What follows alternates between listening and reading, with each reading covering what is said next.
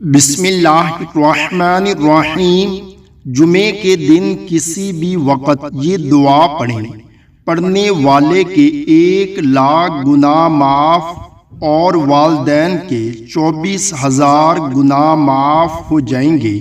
حضرت عبداللہ بن عباس رضی اللہ تعالی عنہ فرماتے ہیں کہ جو شخص جمعہ کی نماز کے بعد اپنی جگہ سے اٹھنے سے پہلے 100 مرتبہ سبحان اللہ و بحمدہ سبحان اللہ العظیم و بحمدہ استغفر اللہ پڑھے گا تو خود اس کے 1,00,000 گناہ معاف ہو جائیں گے اور اس کے والدین کے 24,000 گناہ معاف ہو جائیں گے۔